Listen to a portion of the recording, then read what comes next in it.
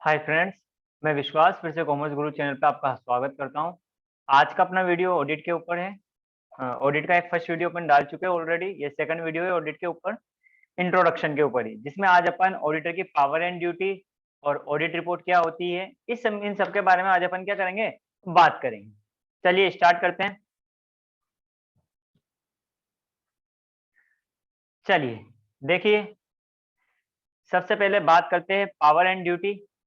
तो बेटा ये दिया हुआ है सेक्शन 143, ऑडिटर के कर्तव्य और शक्तियां या अधिकार। ये कहाँ दे रखा है? सेक्शन 143 ऑफ कंपनीज एक्ट 2013 का दिया हुआ है, ठीक है। वहीं आगे बात करते हैं right and power of auditor. तो बेटा पहला बोला है right to access to books of account और वाउचर। यानी कि क्या बोला है? बुक्स ऑफ अकाउंट हो गया, वाउचर हो गया, इनको क्या कर सकता है? चेक कर सकता है क्या? ऑडिटर। यानी कि इनके तक पहुंच का अधिकार होता है ऑडिटर के पास। साथ ही बात करते हैं right to obtain information and explanation from officer. बेटा ऑफिसर की डेफिनेशन दे रखी है सेक्शन 259 में। इसमें बोला गया है कि ऑफिसर में क्या क्या शामिल है, कि कोई भी डायरेक्टर हो गया, मैनेजर हो गया, की मैनेजरियल पर्सन। बेटा की मैनेजरियल पर्सन होता है जैसे एमडी हो गया, सीईओ हो गया, सीएफओ हो गया है, ठीक है। तो इन सबको, या कोई भी ऐसा डायरेक्टर जो क्या करता है, पूरे बोर्ड ऑफ डायरेक्टर को कंट्रोल करता है, या किसी भी एक या एक से अधिक अंकेशन ऑडिटर मतलब डायरेक्टर के कार्य को क्या करता है? कंट्रोल करता है। तो बेटा उसे बोलते हैं ऑफिसर। तो ये बोल रहा है कि किसी भी ऑफिसर से वो ऑडिटर इंफॉर्मेशन ले सकता है, साथ ही एक्सप्लेनेशन ले सकता है। यानी कि अधिकारी से क्या क्या ले सकता है? एक तो ले सकता है स्पष्टीकरण या कोई भी सूचना ले सकता है, ठीक। आगे बढ़ते हैं अपन आगे। Right to visit branch office. ओहो, थर्ड पॉइंट क्या बोला गया है? ब्रांच ऑफिस को विजिट कर सकता है, साथ ही ब्रांच अकाउंट को भी क्या कर सकता है? चेक कर सकता है। वहां तक भी उसकी क्या होती है? पहुंच होती है। आगे right to receive and attend general meeting. क्या बोला गया है?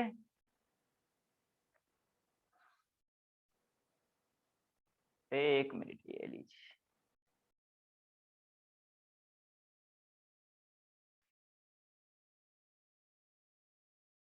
ये लीजिए। बोला गया है बेटा कि right to receive notice and attend general meeting. बेटा मीटिंग दो तरह की होती है, एक होती है बोर्ड मीटिंग, एक होती है अपनी जनरल मीटिंग। बोर्ड मीटिंग होती है बोर्ड ऑफ डायरेक्टर की, वहीं जनरल मीटिंग होगी। जनरल मीटिंग में तीन पार्टीशन करे। कितने पार्टीशन करे हैं? तीन। जिसमें पहला पार्टीशन होता है, पहला पार्ट होता है एजीएम। पहला पार्ट क्या होता है बेटा? एजीएम। अगर बात करें अपन मीटिंग की, तो मीटिंग दो है। एक होती है बेटा बोर्ड मीटिंग, एक होती है जनरल मीटिंग। एक होती है बोर्ड मीटिंग और एक क्या होती है बेटा? जनरल होती है अपनी। ये लीजिए, बीएम बोले तो बोर्ड मीटिंग, एक होती है बेटा जनरल मीटिंग। इस जनरल मीटिंग के वापस तीन पार्ट करें। पहला हो गया एजीएम, एनुअल जनरल मीटिंग, वार्षिक साधारण सभा। एक हो गया AGM, extra ordinary general meeting, और एक होगी सीएम, क्लास मीटिंग। बेटा क्लास मीटिंग का मतलब हो गया, ये कंपनी 2013 में दिया है। क्लास मीटिंग मतलब प्रेफरेंस शेयर होल्डर की अलग मीटिंग, क्रेडिटर भी अपनी खुद की अलग से मीटिंग कर सकते हैं, डिबेंचर होल्डर हो गया। यानी ये अपनी अपनी अलग अलग क्लास वाइज क्या करती है मीटिंग की। प्रेफरेंस शेयर होल्डर तो सिर्फ प्रेफरेंस शेयर होल्डर की मीटिंग, क्रेडिटर तो उसमें सारे क्रेडिटर आएंगे, डिबेंचर होल्डर तो उसमें सारे डिबेंचर होल्डर आएंगे। डन। चलिए बढ़ते हैं आगे। तो यानी कि ये बोल रहा है कि ऑडिटर को जनरल मीटिंग में जाने के लिए, देखो बेटा जब भी एजीएम जनरल मीटिंग होगी तो एक नोटिस दिया जाता है। तो ये जनरल मीटिंग का नोटिस हम सीए को भी, ऑडिटर को भी देंगे। साथ ही ऑडिटर अटेंड भी कर सकता है। अगर ऑडिटर या तो खुद अटेंड करेगा या कोई भी उसका रिप्रेजेंटेटिव अटेंड कर सकता है।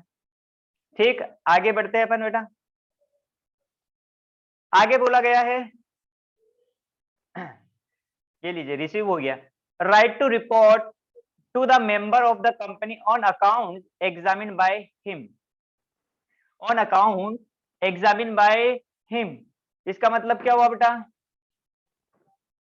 यानी कि ऑडिटर ने जो भी क्या किए हैं, ऑडिट करी है, जो भी जांच करी है, जो भी अकाउंट चेक करे हैं, उनकी इंफॉर्मेशन किसको देगा, ये देगा किसको, अपने ऑडिटर को, क्या बोलते हैं, मेंबर को।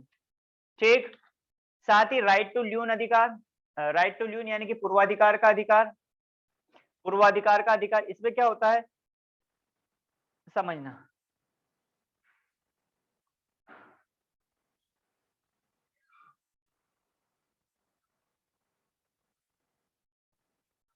ये ऑडिटर हो गया, ये ए लिमिटेड होगी, ये ऑडिटर हो गया, और ये क्या हो गया बेटा अपना ए लिमिटेड। ठीक है क्या?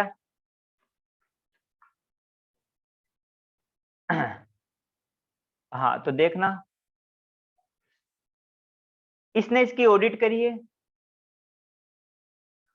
मान लीजिए इसने बुक्स ऑफ अकाउंट चेक करे हैं, पूरे नहीं करे, जैसे कैश बुक कर लिया है, लेजर कर लिया है, ऐसे ईटीसी, लेकिन ये बंदा इसको फीस नहीं दे रहा है, तो इस केस में क्या करेगा कि जिस पे भी ऑडिटर ने काम किया है और जो भी ऑडिटर के पास है, जिस पे काम हो चुका है, उनको ये अपने ग्रहणाधिकार में रख सकता है, अपने कब्जे में रख सकता है, जब तक कि कंपनी यानी कि ऑडिटिव अपन को क्या नहीं दे दे, फीस नहीं दे दे। डन, चलिए बढ़ते हैं आगे। नेक्स्ट है टू रिसीव रेमुनरेशन। ठीक है, ऑब्वियसली बात है, रेमुनरेशन मिलना चाहिए, ये भी इसका अधिकार है। To right to access the record of its subsidy company. चलिए बेटा, एक होल्डिंग कंपनी की मैं कुछ डेफिनेशंस बता रहा हूं, यहाँ देखिए।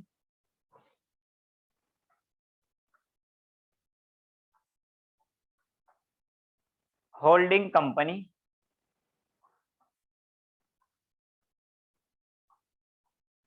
अंडर सेक्शन 246, समझना,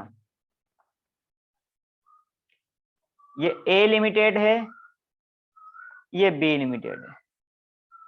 ए लिमिटेड ने क्या किया, बी लिमिटेड में 51% या फिर इससे ज्यादा क्या परचेज कर लिए, वोटिंग पावर खरीद ली,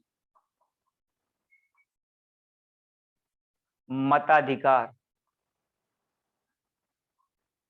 यानी कि क्या खरीद लिए, इक्विटी शेयर पे क्या मिलता है बेटा, वोटिंग पावर मिलता है, प्रेफरेंस शेयर पे वोटिंग पावर नहीं मिलता है, यानी कि उसने क्या खरीद लिया बेटा, इक्विटी शेयर खरीद लिए अपने। डन, चलिए, तो या फिर या तो 51% शेयर खरीद लो, या फिर ए लिमिटेड बी लिमिटेड के बोर्ड ऑफ डायरेक्टर को क्या करता है, कंट्रोल करता है। अगर इन दोनों में से कोई भी एक काम हो जाता है, तो ये वाली जो कंपनी है ये अपनी हो जाएगी बेटा होल्डिंग कंपनी, यानी सूत्रधारी कंपनी। ठीक, और ये हो जाएगी अपनी सब्सिडरी कंपनी।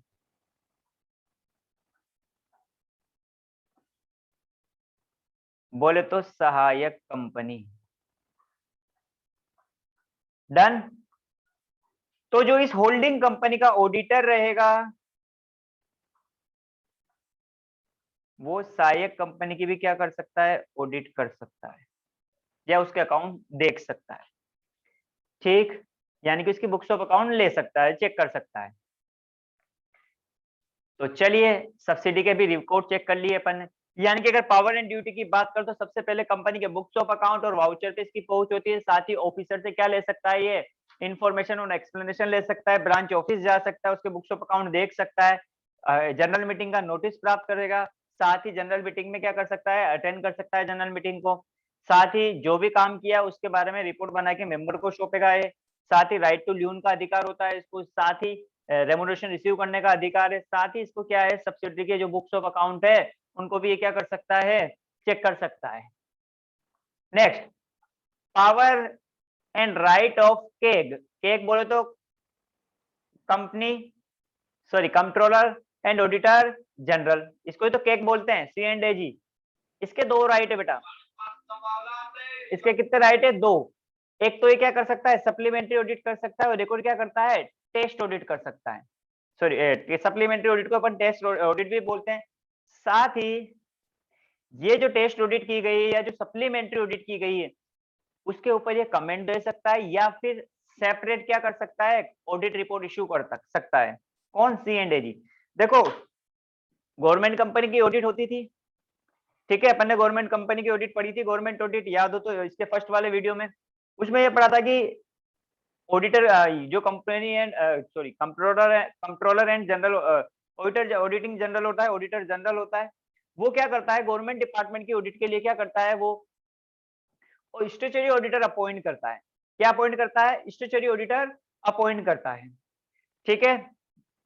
हाँ, उन ऑडिटर को ये डायरेक्शन दे सकता है। अब ऑडिटर जो काम करेगा और एक ऑडिट रिपोर्ट देगा, जो किसको देगा, C&AG को देगा। बट यहाँ पे क्या होता है बेटा कि अगर ऑडिटर C&AG को कुछ लगता है कि यार इसने ढंग से काम नहीं किया, या इसके काम से वो खुश नहीं है, संतुष्ट नहीं है, तो वो अलग से उस कंपनी या उस गवर्नमेंट कंपनी की या उस गवर्नमेंट डिपार्टमेंट का C&AG क्या कर सकता है, स्टैट्यूटरी और अलग से एक ऑडिट कर सकता है, जिसे बोलते हैं बेटा टेस्ट ऑडिट या फिर सप्लीमेंट्री ऑडिट। टेस्ट ऑडिट बोले तो अनुपूरक अंकेक्षण या पूरक अंकेक्षण, ठीक। लीजिए, साथ ही जो इसने ऑडिट करी है, ये उसके ऊपर या तो कमेंट कर सकता, कमेंट लिख सकता है, कोई भी टिप्पणी कर सकता है, या फिर एक टेस्ट ऑडिट रिपोर्ट इश्यू कर सकता है, ठीक। चलिए आगे बात करते हैं ड्यूटी ऑफ ऑडिटर। तो बेटा ड्यूटी ऑफ ऑडिटर की अगर बात की जाए, तो ड्यूटी ऑफ ऑडिटर में क्या है, सबसे पहले ड्यूटी ऑफ ऑडिटर है कि ऑडिटर कुछ सर्टेन मैटर पे क्या कर सकता है, इंक्वायरी कर सकता है। जैसे लोन ऑन एडवांस हो गया, लोन एंड एडवांस जो कंपनी ने किसी थर्ड पार्टी को दिया है, यानी कि loan and advance given by company, यानी कि इसमें क्या क्या चेक करेगा कि जो लोन एंड एडवांस दिया है, ठीक है, वो प्रॉपर सिक्योर है या नहीं है, ठीक। साथ ही उसके ऊपर जो इंटरेस्ट बन रहा है वो टाइमली आ रहा है या नहीं आ रहा है। तो ये सारी चीजें अपन लोन एंड एडवांस में चेक करेगा अपना ऑडिटर। साथ ही बुक एंट्री, बुक एंट्री बोले तो बेटा, बुक एंट्री बोले तो बेटा देखो, जैसे डेप्रिसिएशन की एंट्री, तो डेप्रिसिएशन टू फिक्स्ड एसेट्स होती है। पीबीडी की एंट्री होगी, provision for doubtful debts to debtor होगी।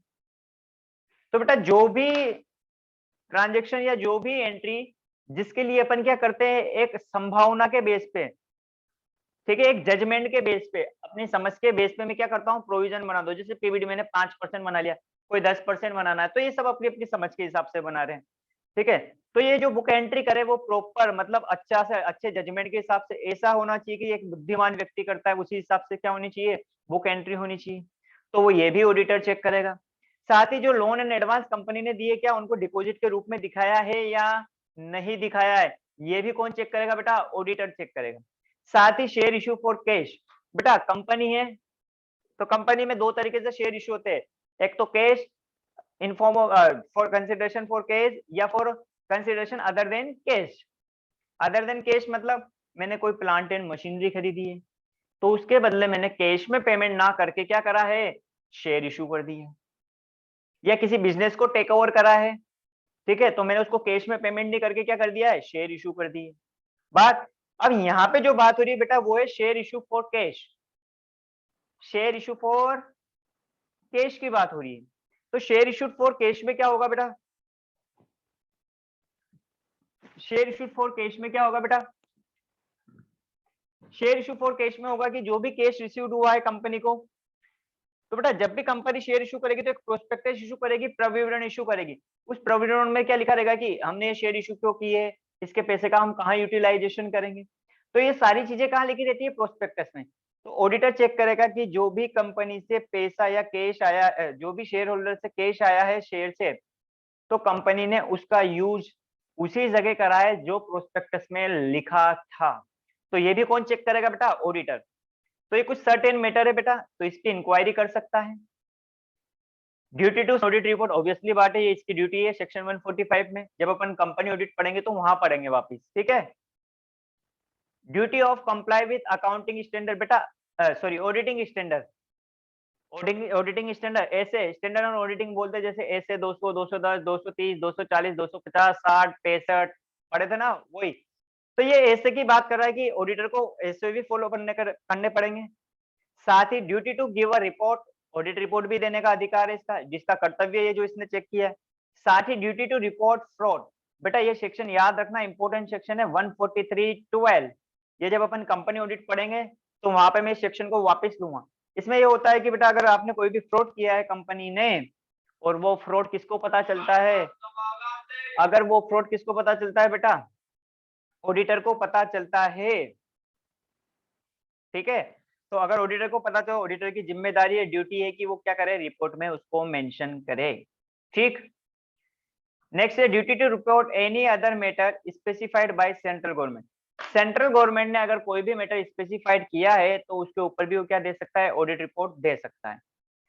साथ ही है duty to store the reason for qualification और नेगेटिव रिपोर्ट। क्या बोला कि अगर आपने क्वालिफाइड रिपोर्ट दी है, क्वालिफाइड यानी मर्यादित या नकारात्मक बोल तो एडवर्स रिपोर्ट दी है, तो इसके रीजन को भी आपको रिपोर्ट में बताना पड़ेगा।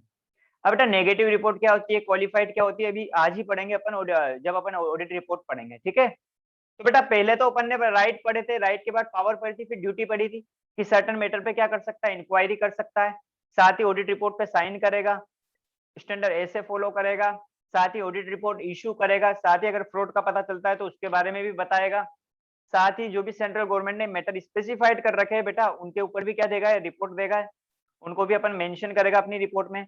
साथ ही अगर ये नेगेटिव और क्वालिफाइड रिपोर्ट देता है तो उसको इसके रीजन के बारे में भी बताना पड़ेगा, ठीक।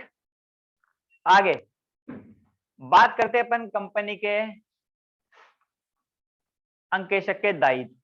बेटा यहाँ दायित्व दो है, दीवानी दायित्व और एक सापराध दायित्व। दीवानी को बोलते हैं सिविल लाइबिलिटी, सापराध दायित्व होते हैं बेटा क्रिमिनल लाइबिलिटी। अगर दीवानी दायित्व की बात करें तो बेटा ये दो होते हैं, एक तो नियोक्ता या कंपनी के प्रति या तीसरे पक्ष थर्ड पार्टी के प्रति।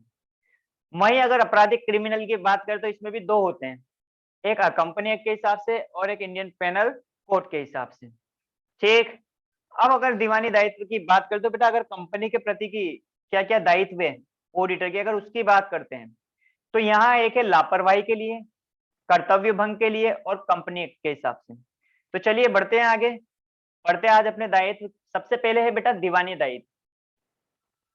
कौन सा दायित्व है, दीवानी दायित्व। इसके अंतर्गत अंकेशक को न्यायालय द्वारा दंड दिया जाता है, और दंड भी काय के रूप में दिया जाता है, जुर्माने या क्षतिपूर्ति के रूप में इसको दंड दिया जाता है। साथ ही आगे बात करते हैं कि इसके क्या क्या इसके अंदर क्या क्या पार्टीशन किए। तो सबसे पहले है लापरवाही के लिए दायित्व, नियोक्ता या कंपनी के प्रति पढ़ रहे बेटा, उसमें सबसे पहला पॉइंट है अपना लापरवाही के प्रति दायित्व या लापरवाही के लिए दायित्व। तो देखो कंपनी में अंकेशक की लापरवाही से अगर कोई लायबिलिटी उत्पन्न होती है या कोई भी दायित्व होता है तो उसको क्या कहते हैं, दीवानी दायित्व। साथ ही अंकेशक को अंशधारियों की हित की रक्षा के लिए अपॉइंट किया जाता है, ठीक है। तो उसे पूर्ण चतुराई से काम करना चाहिए, अगर वो ऐसा नहीं करता है और किसी शेयर होल्डर को इससे क्या होता है, लॉस होता है, तो इसके लिए हमारे लायबल होंगे कौन, ऑडिटर साहब, ठीक। इसमें केस लो था बेटा Armitage versus Brewer and not 1933 का। आगे बात करते हैं कर्तव्य भंग के लिए दायित्व, ये भी कंपनी और नियोक्ता के प्रति है। देखो अगर ऑडिटर अपनी ड्यूटी नहीं निभाता है, अपना कर्तव्य पूरा नहीं करता है, अपने कर्तव्य को भंग करता है, तो उसको क्या माना जाएगा, दोषी माना जाएगा। इसमें क्या क्या हो सकता है, जैसे प्रविवरण में गलत तथ्य प्रमाणित कर दिए, ऑडिटर ही प्रमाणित करता है प्रोस्पेक्टस में जो जो चीजें लिखी होती है, साथ ही ऑडिट रिपोर्ट पे साइन नहीं करता है बेटा, या रजिस्ट्रार को समय समय पे सूचना नहीं देता है। तो ये सारे कर्तव्य भंग के लिए दायित्व है। इसमें केस जो आया है बेटा लंदन एंड जनरल बैंक और यूनियन बैंक लिमिटेड इलाहाबाद का, ठीक। नेक्स्ट बात करते हैं थर्ड पार्टी के लिए। देखो सामान्यतः अंकेशक की लायबिलिटी होती है शेयर होल्डर के लिए, लेकिन अगर कोई थर्ड पार्टी अंकेशक के कार्यों पे विश्वास करके कंपनी में इन्वेस्टमेंट करता है, और अगर उसकी वजह से, उस विश्वास की वजह से जिसके ऊपर अपने कंपनी ने ऑडिटर थर्ड पार्टी ने ऑडिटर पे करा है, तो ऑडिटर को अगर जिसने विश्वास किया है जो थर्ड पार्टी ने, अगर थर्ड पार्टी को कोई भी आर्थिक हानि होती है, कोई भी पैसे का नुकसान होता है, तो उसके लिए लायबल कौन होगा? अपना ऑडिटर। ठीक, चलिए, यानी कि दीवानी दायित्व में बेटा दो थे, कंपनी और नियोक्ता के प्रति, और एक था तीसरे पक्षकार के प्रति। कंपनी और नियोक्ता में तीन थे, लापरवाही के प्रति, कर्तव्य भंग के प्रति और कंपनी एक्ट के हिसाब से। नेक्स्ट पढ़ते हैं सापराध दायित्व, यानी कि इसमें अंकेशक को जुर्माना अथवा दंड या दोनों से क्या कर सकते हैं? दंडित किया जा सकता है। जुर्माना भी लग सकता है या फिर पेनल्टी भी लग सकती है, बोले तो, या फिर दंड यानी कि सजा भी हो सकती है आपको, या दोनों ही हो सकता है। इसमें पहले पढ़ रहे अपन कंपनी विधान के अनुसार, इसमें पहला है कर्तव्य भंग या रिपोर्ट में जानबूझकर आप गलत तथ्य लिखते हो।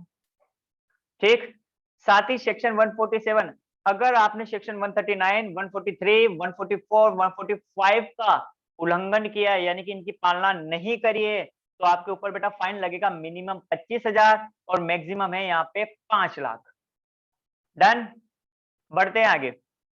वहीं किसी व्यक्ति को विनियोग करने के लिए उकसाने के संबंध में, सेक्शन 36, किसी व्यक्ति को विनियोग करने के लिए उकसाना, यानी कि क्योंकि देखो, ऑडिटर जो अपनी रिपोर्ट रहता है वो रिपोर्ट देता है, फाइनेंशियल स्टेटमेंट पे राय प्रकट करता है कि उसकी क्या है, ये ट्रू एंड फेयर व्यू देते हैं या नहीं देते, और उसी के हिसाब से जो आउटसाइडर होते हैं वो कंपनी में क्या करते हैं? इन्वेस्टमेंट करते हैं। तो अगर आप गलत रिपोर्ट बनाते हो या कुछ गलत तथ्य डालते हो, जिससे क्या होता है, सामने वाला ऑडिट थर्ड पार्टी विनियोग करने के लिए क्या करता है? तत्पर हो जाता है, या उसको उकसाते हैं, तो सेक्शन 36 में बेटा पेनल्टी दे रखी है यहाँ पे, 6 महीने की जेल हो सकती है, साथ ही 10 साल तक की भी जेल मैक्सिमम, और साथ ही यहाँ फाइन लगेगा अप टू, वर्ड लिखा हुआ है अप टू, यानी इससे ज्यादा नहीं। घोटाले में शामिल राशि का 3 गुना, या दोनों हो सकता है। साथ ही बोला है, अगर रिपोर्ट आदि में मिथ्या देने पर, रिपोर्ट में कोई गलत बात करने पे, या फिर प्रोस्पेक्टस में कोई गलत बात करने पे सेक्शन लगेगा यहाँ 448। देखो बेटा, एक अपन ने पढ़ा था 147, एक पढ़ा है 36, अब पढ़ रहे अपन 448, ठीक है, 448। तो इसमें भी जेल बेटा सेम 36 की वाली भी है, पेनल्टी है कि मिनिमम 6 महीने, मैक्सिमम 10 साल होगी। फाइन लगेगा घोटाले की में शामिल राशि इंटू 3 टाइम। वहीं आगे बात करते हैं नकली लेखा पुस्तकों में, पुस्तकें बनाने में सहायता करना है, लेखा पुस्तकों में क्या करना बेटा?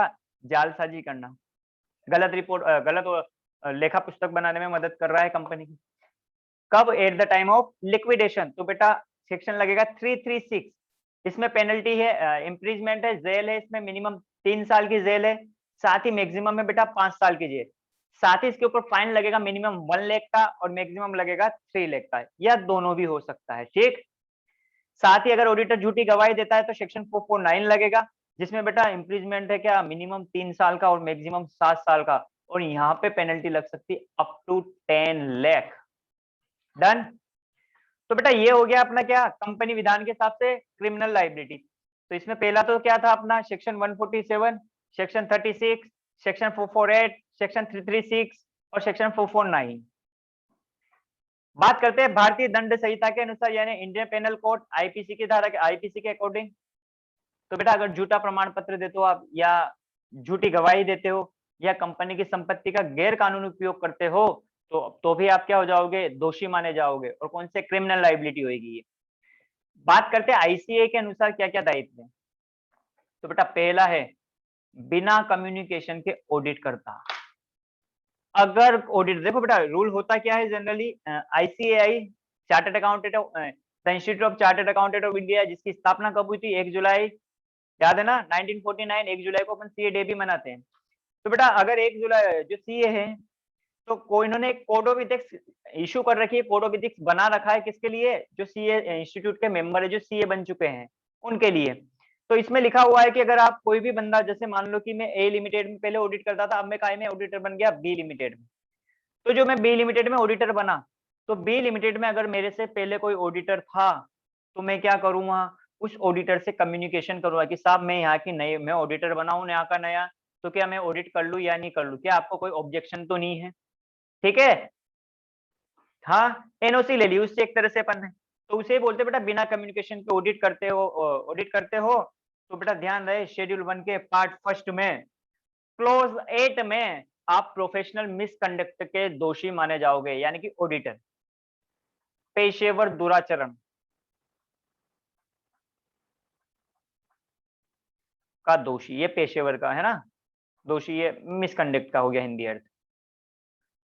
साथ ही आगे बात करते बेटा, अगर अपने नाम से किसी दूसरे बंदे को प्रैक्टिस करने की अनुमति देता है तो बेटा क्लॉज 1 लगेगा, शेड्यूल फर्स्ट का पार्ट फर्स्ट, और क्लॉज 1 प्रोफेशनल मिसकंडक्ट का क्या माना जाएगा, इसको दोषी माना जाएगा।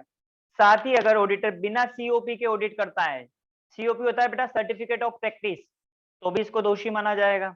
साथ ही ऑडिट रिपोर्ट पे गलत व्यक्ति से हस्ताक्षर कराता है, बेटा ये याद रखना है, क्लोज 12 में दे रखा है, ठीक। साथ ही अंकेक्षण कार्य के लिए सिफारिश करता है, यानी कि एक ऑडिटर किसी दूसरे से काम नहीं मांग सकता है, मांग सकता है लेकिन जैसे सीए हो, सीएसओ, एलएलबी हो, ठीक, तो इनसे मांग सकता है, बीटेक हो तो इनसे मांग सकता है, पर अपना इतना डीपली आएगा नहीं। तो अपने को तो सिर्फ ये याद रखना है कि अगर अंकेक्षण कार्य की सिफारिश नहीं कर सकता है, अगर करता है तो शेड्यूल 1 के पार्ट फर्स्ट में क्लोज नंबर 5 में इसको पेशेवर मिसकंडक्ट का दोषी माना जाएगा। साथ ही आईसीआई द्वारा बनाए गए कोड का उल्लंघन करता है, या आईसीआई ने की गाइडलाइंस की पालना नहीं करता है। साथ ही बोला है आगे कि आईसीआई ने अगर सीए से कोई ऑडिटर से कोई इंफॉर्मेशन मांगी है और वो आईसीआई को इंफॉर्मेशन नहीं देता है, तो बेटा यहाँ पे शेड्यूल चेंज हुआ है, शेड्यूल सेकंड हुआ है, देखो यहाँ पे शेड्यूल अपना चेंज हुआ, तो बेटा शेड्यूल हो गया यहाँ पे सेकंड, पार्ट थर्ड, और क्लॉज 2 के अकॉर्डिंग क्या है, प्रोफेशनल मिसकंडक्ट का दोषी माना जाएगा। साथ ही अगर लाभ पे आधारित फीस लेता है, कि लाभ का कोई फिक्स परसेंटेज अगर ये फीस लेता है, तो बेटा इसमें भी पेशेवर मिसकंडक्ट का दोषी माना जाएगा, इसके लिए शेड्यूल 1 पार्ट 1 और क्लॉज नंबर 10, ठीक। बेटा आगे बात करते हैं, अगर कोई भी ऑडिटर बिना पैसे लिए काम करता है तो भी उसके दायित्व सेम वैसे ही रहेंगे जो पैसा लेके काम करता है, पैसे की जगह यहाँ पारिश्रमिक वर्ड लिया है, ठीक है। तो लास्ट लाइन में यही लिखा हुआ है, इंपॉर्टेंट लाइन है बेटा ये, कि बिना पारिश्रमिक के कार्य करने वाले अंकेक्षक के दायित्व भी उसी प्रकार से होंगे जैसे कि पारिश्रमिक लेके कार्य करने वाले के होते हैं। डन। चलिए बेटा अब ऑडिट रिपोर्ट की बात करते हैं अपन आगे, ये लीजिए ऑडिट रिपोर्ट। बेटा ऑडिट रिपोर्ट, ऑडिटर काम करता है, फाइनेंशियल स्टेटमेंट पे अपनी राय प्रकट करेगा कि ये ट्रू एंड फेयर व्यू है नहीं है, तो ये किसके जरिए करेगा, ये ऑडिट रिपोर्ट के हिसाब से करेगा, ठीक है। अब ऑडिट रिपोर्ट का क्या होता है बेटा, प्रिपेयर कौन करेगा, इसको ऑडिटर करेगा। साथ ही ऑडिट रिपोर्ट की अगर बात करो तो बेटा एक ऐसे दिया हुआ है 700 या AS 28, इसके बेस पे अपन ऑडिट रिपोर्ट बनाते हैं। आगे बोला है कि सेक्शन 143(2), अगर ऑडिटर कोई रिपोर्ट देता है जो उन्होंने काम किया है, जो इसने काम किया है, तो उसे ही हम क्या बोलेंगे, ऑडिट रिपोर्ट। साथ ही कभी कभी अंकेक्षण कार्य के बीच में ही एक रिपोर्ट प्रस्तुत करता है या तैयार करता है, तो बेटा उसे बोलते हैं अंतरिम रिपोर्ट, अंतरिम बोले तो इंटरिम रिपोर्ट,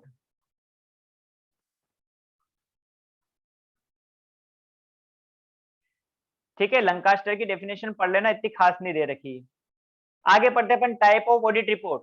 बेटा टाइप ऑफ ऑडिट रिपोर्ट के दो पार्ट है, एक तो on the basis of time basis, साथ ही अनियमितताओं के आधार पे।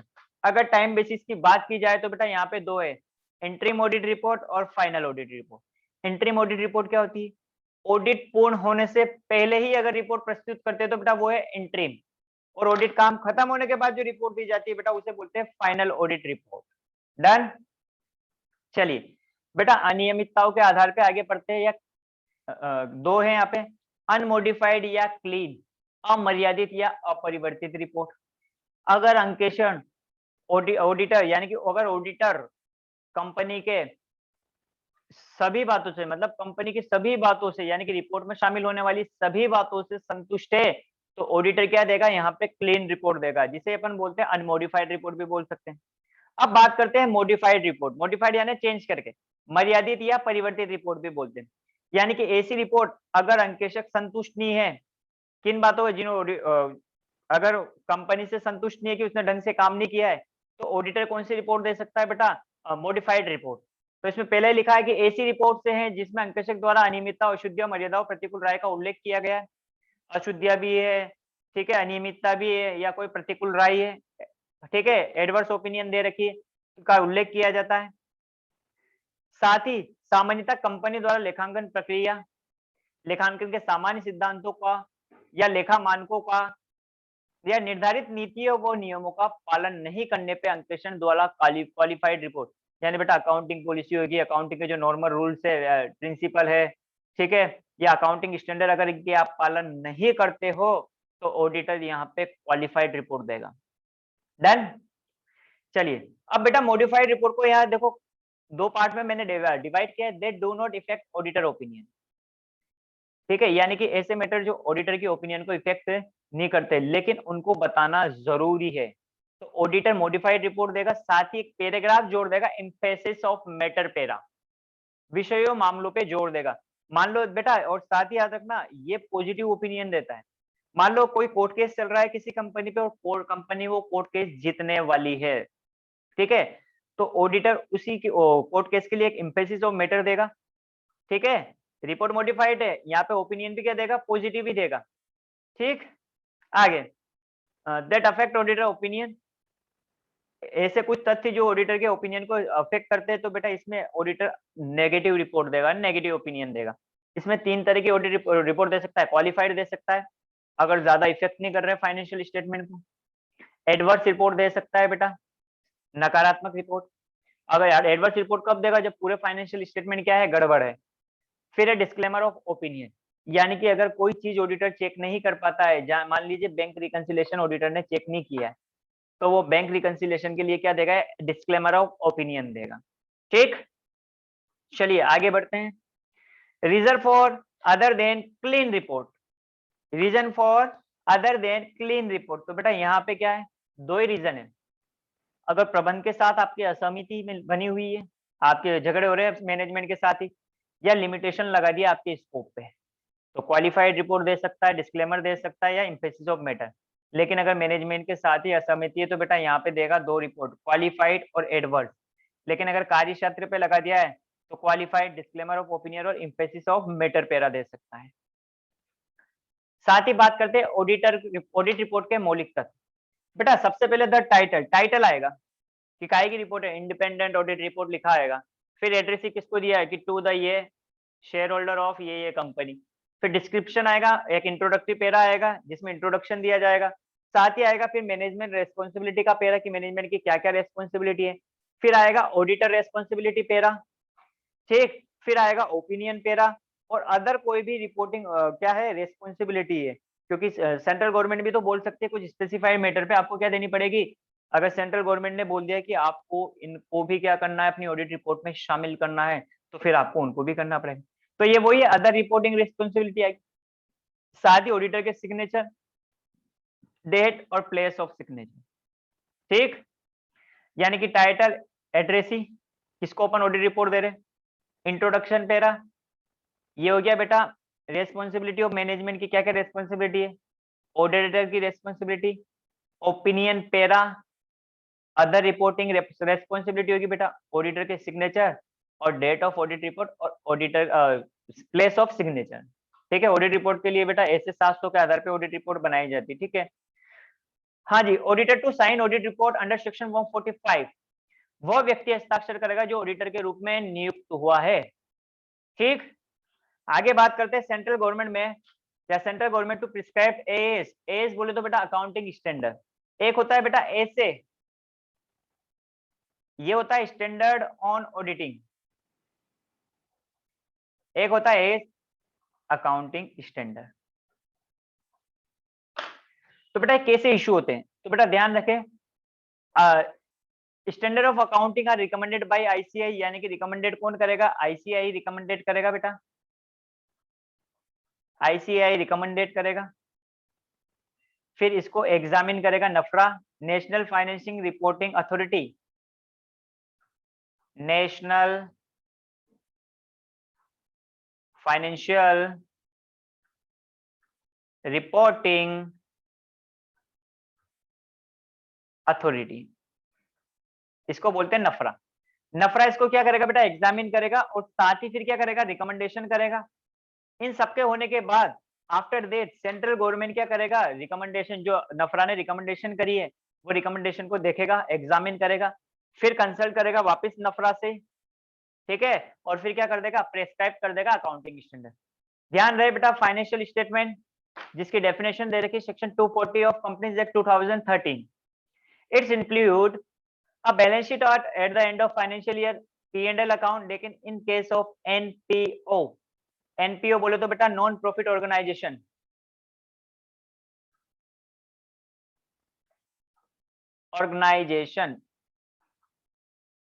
बोले तो गैर लाभकारी संस्थाएं। तो बेटा जिनका उद्देश्य, गैर लाभकारी संस्थाएं क्या होते हैं? जिनका उद्देश्य लाभ कमाना नहीं होता है, सिर्फ समाज सेवा करना होता है। तो बेटा इस केस में क्या होगा? नॉन प्रॉफिट ऑर्गेनाइजेशन में। तो बेटा यहाँ पे ये प्रॉफिट एंड लॉस अकाउंट नहीं बनाते, इसकी जगह बनाते हैं इनकम एंड एक्सपेंडिचर। तो यहाँ पे यही बोला है कि इनकम एंड एक्सपेंडिचर, अगर एनपीओ है तो एनपीओ के केस में हम इनकम एंड एक्सपेंडिचर को भी काय में शामिल करेंगे? फाइनेंशियल स्टेटमेंट में।